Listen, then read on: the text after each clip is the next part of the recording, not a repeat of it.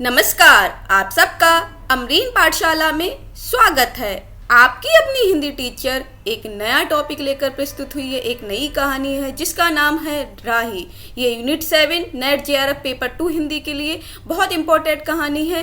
इस कहानी में सत्याग्रही और चोर स्त्री का आमना सामना दिखाया गया है। किस तरह से सीखा है कि देशभक्ति का पाठ किस तरह से होता है, वो सारी चीज़ें आपको इसमें बताई जाएंगी। सुभद्रा कुमारी चौहान ने कहानी लिखी है। सुभद्रा कुमारी चौहान देशभक्ति है या सत्ता भक्ति, ये सारी चीज़ें आपको पता चलेंगी। सुभद्रा कुमारी चौहान ने ऐसा क्यों लिखा है कि उन्हें कैसे फील होता है कि सत्ता भक्ति है या देशभक्ति है, किस तरह से देशभक्ति हो सकती है, इसमें अंतर क्या है, ये सारी चीज़ें इस कहानी में आपको पता चलेंगे। तो राही कहानी सुभद्रा कुमारी चौहान ने अपने कारागार जो जेल है उसके अनुभव के ऊपर लिखी है कि उन्होंने सुभद्रा कुमारी चौहान ने गांधी जी के साथ आंदोलन किए। तो ये पहली ऐसी नारी थी जिन्होंने जेल भी जाना पड़ा, जिन्हें अपने पति के साथ जेल भी जाना पड़ा। और जेल में, कारागार में किस तरह से उन्होंने क्या क्या फील किया, क्या क्या महसूस किया, उन सब पर इन्होंने उसी अनुभवों को देखते हुए ये कहानी को रच डाला, लिख डाला। तो चलिए जानते हैं इस कहानी में लेखक का, जो लेखिका है उसका परिचय, पात्र, उद्देश्य एवं कहानी की संपूर्ण विषय वस्तु के बारे में आज हम जानेंगे। यहाँ पर लेखिका होगा बच्चों, क्या होगा, लेखिका रहेगा। तो हम यहाँ पर लिख देते हैं जिससे आपको पता रहे।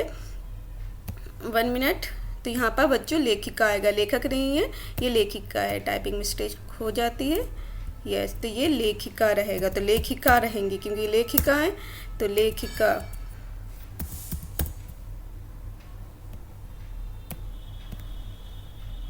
तो हम लेखिका का परिचय जान रहे हैं जो सुभद्रा कुमारी चौहान है। तो चलिए जानते हैं इनका परिचय।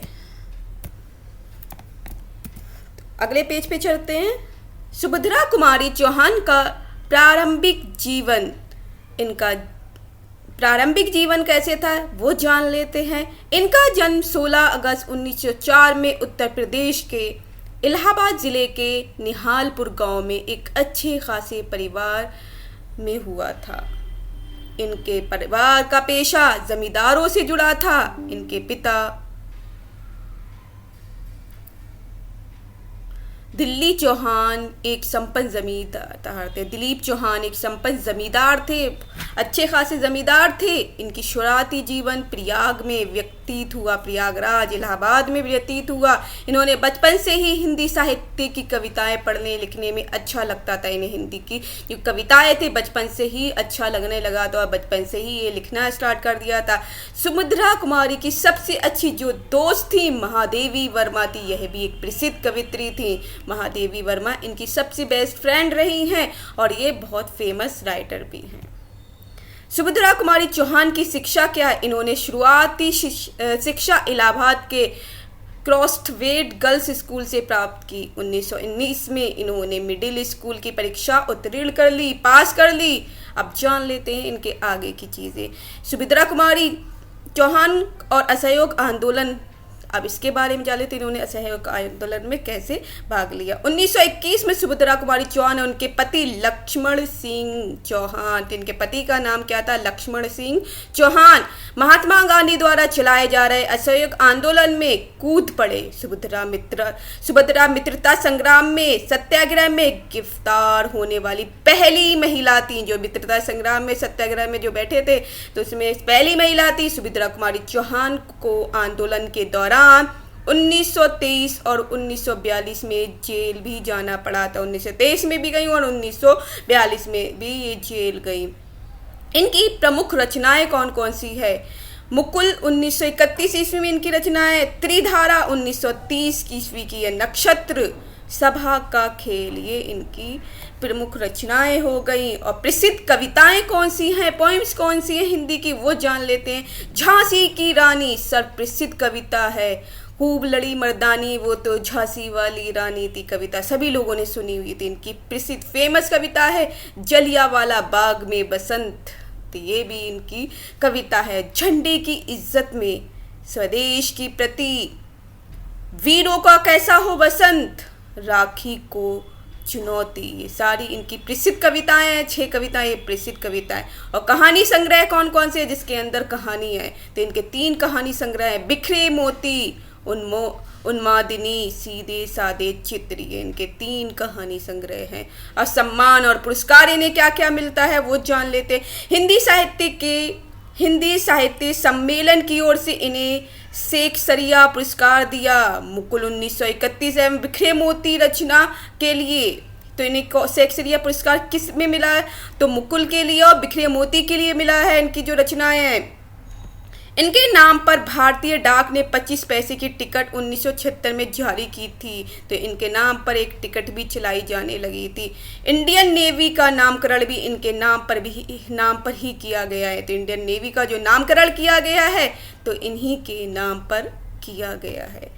तो आप देख लेते हैं आगे विशेष तथ्य परीक्षा उपयोगी जो प्रश्न बनते हैं एक एक नंबर के, कभी कभी तो बहुत इंपॉर्टेंट प्रश्न आपके लिए यहाँ से बनने वाले हैं। झांसी की रानी इनकी अमर रचना है। कैसी रचना है? अमर रचना है। इनकी कविताओं में वात्सल्य सुख की कामना दृष्टिगोचर होती है। तो वात्सल्य सुख मिलता है, माता का सुख जो होता है बच्चे के प्रति, वैसा सुख इनकी कविताओं में मिलता है। कि ये ऐसी कविताएं जैसे वात्सल्य, माँ और बेटे की, बच्चे की कहानी हो। यदि निराला जी की सरोज स्मृति कविता को छोड़ दिया जाए तो पारिवारिक संबंधों को लेकर कविता लिखने का सर्वप्रथम प्रयास सुभद्रा कुमारी चौहान के द्वारा किया हुआ माना जाता है। अगर हम निराला जी की सरोज स्मृति उसे छोड़ दे तो उनके किस तरह से माना गया? सुभद्रा कुमारी चौहान को उनके बाद हम मान सकते नहीं, तो हम सब फर्स्ट नंबर पे ही इन्हें मान लेते। इनकी मृत्यु एक मोटर वाहन दुर्घटना में अल्पायु मात्र 43 वर्ष में ही हो गई थी। इनकी मोटर वाहन से दुर्घटना हुई थी, एक्सीडेंट हुआ था, उसमें इनकी 43 वर्ष में ही मृत्यु हो गई। डॉक्टर गणपति चंद्र गुप्त ने इनको राष्ट्रीयता एवं मानवता के उदात्त एवं कोमल स्वरों को झंकृत करने वाली कवित्री कहा है। तो राष्ट्रीयता एवं मानवता के उदात्त एवं कोमल स्वरों को झंकृत करने वाली कवित्री कौन है? तो ये आपको पता चल गया है, सुभद्रा कुमारी चौहान है। इन्होंने अपनी पहली कविता 9 वर्ष की अल्पायु में नीम नाम से लिखी थी। 9 से नीम, 9 से 9 वर्ष, याद कर लीजिए, कभी कभी याद नहीं रहता। ना से 9, ना से नीम, तो 9 वर्ष की अल्पायु में ही नीम नाम से लिख ली है। 28 अप्रैल 2006 में इनके राष्ट्र प्रेम की भावना के सम्मान में भारतीय तटरक्षक सेना ने अपने बेड़े के नवीन जहाज का नाम सुभद्रा कुमारी चौहान रखा। तो 28 अप्रैल 2000 में इनके राष्ट्रीय प्रेम की भावना का सम्मान भारतीय तटरक्षक सेना जो है उसने अपने जहाज का नाम ही क्या रख दिया है? सुभद्रा कुमारी चौहान। तो आप याद कर लीजिए इस चीज़ को। भारतीय तटरक्षक सेना, जो भारतीय तटरक्षक सेना है उसके ने अपने जहाज का नाम रखा है सुभद्रा कुमारी चौहान। के चित्तौड़ की महारानी पद्मिनी, झांसी की रानी लक्ष्मीबाई तथा गांधी जी उनके आदर्श रहे हैं। तो उनके आदर्श कौन कौन रहे हैं? चित्तौड़ की महारानी पद्मिनी, झांसी की रानी लक्ष्मीबाई और गांधी जी उनके आदर्श रहे हैं। अब हम कहानी के पात्र जान लेते हैं। यहाँ तक तो हमने लेखिका का परिचय जाना था। राही एक गरीब औरत है जिसे चोरी के जुर्म में कैद किया था। तो राही जो है कहानी की पात्र है। और अनीता एक अमीर घर की महिला है जो स्वतंत्रता संग्राम में क्रांतिकारी गतिविधियों के कारण जेल गई थी। तो ये 2 लोगों के बारे में राही और अनीता नाम से कहानी हो रही है। राही कहानी की समीक्षा लिखते हैं। सुभद्रा कुमारी चौहान जी एक राष्ट्रीय चेतना की रचनाकार रही हैं। इसी कारण उन्होंने कई दफ़ा कारागारों में, जेल में भी समय बिताया है। उसी समय अनुभवों को इस कहानी के माध्यम से सुभद्रा कुमारी ने पेश किया। अपने ही अनुभवों को इसे पेश कर दिया है, नाम बदल कर अनीता की जगह शायद यही रही हूँ। कहानी के केवल 2-3 केंद्रीय पात्र हैं, 2 ही केंद्रीय पात्र हैं, एक राही, दूसरी अनीता। तो राही और अनीता ही नाम है। इन दोनों के बीच के वार्तालाप के साथ ही कहानी भी चलती रहती है। तो आपको पता चल गया इन दोनों के वार्तालाप में ही कहानी चलती रहती है। तो चलिए अब हम कहानी की तरफ चलते हैं, वर्ड टू वर्ड पढ़ते हैं, देखते हैं कहानी कैसी है, तो आपको भी पता चल जाएगा। चलिए हम थोड़ी सी इसे बड़ा कर देते जिससे आपको बहुत अच्छे से स्क्रीन पे दिख जाए। तो आपको यहाँ पर दिख रहा है कहानी राही सुभद्रा कुमारी चौहान। तेरा नाम क्या है? ये प्रश्नात्मक शैली में लिखी गई कहानी है। कैसी कहानी है? प्रश्नात्मक शैली में लिखी गई है। प्रश्न पूछ रहे हैं तो राही, तो यहाँ पर सुभद्रा कुमारी चौहान जो है वो पूछती है, मिस अनीता जो है वो पूछ रही तेरा नाम क्या है, तो राही बोलती, राही तुझे किस अपराध में सजा हुई? चोरी की थी सरकार। चोरी? क्या चुराया था? नाच की गठरी। कितना नाच था? होगा 5-6 सेर। और सजा कितने दिन की? साल भर की। तो तूने चोरी क्यों की? मजदूरी करती तब भी तो दिन भर में 3-4 आने पैसे मिल जाते। हमें मजदूरी नहीं मिलती सरकार, हमारी जाति मांगरोरी, हम केवल मांगते खाते और भीख ना मिले तो फिर चोरी करते हैं। उस दिन घर में खाने को नहीं था, बच्चे भूख से तड़प रहे थे। बाजार में बहुत देर तक मांगा। 1 मिनट, थोड़ा सा छोटा। बच्चे भूख से तड़प रहे थे, बाजार में बहुत देर तक मांगा। बोझा ढोने के लिए टोकरा लेकर भी बैठी रही, पर कुछ ना मिला। सामने किसी का बच्चा रो रहा था, उसे देखकर मुझे अपने भूखे बच्चों की याद आ गई। वहीं पर किसी की नाच की गठरी रखी हुई थी, उसे लेकर भागी ही थी कि पुलिस वाले ने पकड़ लिया। अनीता ने एक ठंडी सांस ली, बोली, फिर तूने कहा नहीं कि बच्चे भूखे थे इसलिए चोरी की? संभव है इस बात से मजिस्ट्रेट कम सजा देता। हम गरीबों को कोई नहीं सुनता सरकार। बच्चे आए थे कचहरी में, मैंने सब कुछ कहा पर किसी ने नहीं सुना। राही ने कहा। ये बात राही बोली। अब तेरे बच्चे किसके पास है? उसका बाप है? अनीता ने पूछा। राही की आंखों में आंसू आ गए। वो बोली, उनका बाप मर गया सरकार। जेल में उसे मारा था और वहीं अस्पताल में वह मर गया। अब बच्चों का कोई नहीं है। तो तेरे बच्चे का बाप भी जेल में ही मरा? वह क्यों जेल आया था? अनीता ने प्रश्न किया। उसे तो बिना कसूर ही पकड़ लिया था सरकार, राही ने कहा। ताड़ी पीने गया था, 2-4 दोस्त भाई उसके साथ थे। मेरे घरवाले का एक वक्त पुलिस वाले से झगड़ा हो गया था, उसी का बदला उसने लिया। 109 में उसका चालान करके साल भर की सजा दिला दी। वहीं वह मर गया। अनीता ने एक दीर्घ निश्वास के साथ एक कहा, अच्छा जा अपना काम कर। राही चली गई। अब अनीता सत्याग्रह करके जेल आई थी। मीन्स अनीता मुझे वही लग रही है कि सुभद्रा कुमारी चौहान अपने अनुभवों को ही यहाँ लिख रही हूँ।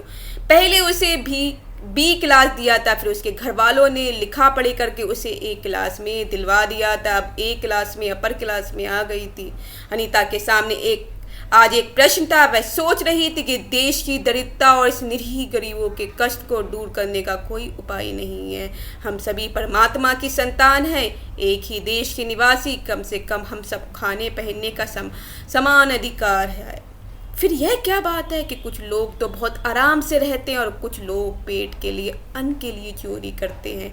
उसके बाद विचारक की अदूरदर्शिता के कारण या सरकारी वकील की चातुर्यपूर्ण चिढ़ के कारण छोटे छोटे बच्चों की माताएं जेल भी भेज दी जाती हैं। उनके बच्चे भूखों मरने के लिए छोड़ दिए जाते हैं। एक और तो यह कहती है जो जेल के आकर सचमुच जेल जीवन की कष्ट उठाती है, और दूसरी ओर हम लोग जो अपनी देशभक्ति और त्याग का ढिंढोरा पीते हुए जेल आते हैं, हमें आमतौर से दूसरे कैदियों के मुकाबले में अच्छा बर्ताव मिलता है, फिर भी हमें संतोष नहीं होता है। हम जेल आकर A और B क्लास के लिए झगड़ते रहते कि हमें A क्लास मिल जाए। जेल आकर ही हमें कौन सा बड़ा त्याग कर देते हैं। जेल में हमें कौन सा कष्ट रहता है सिवाय इसके कि हमारे माथे पे नेतृत्व की सील लग जाती है। हम बड़े अभिमान से कहते हैं ये हमारी 4थी जेल यात्रा है, ये हमारी 5वीं जेल यात्रा है। अपनी जेल यात्रा के किस्से बार बार सुना कर आत्मगौरव अनुभव करते हैं।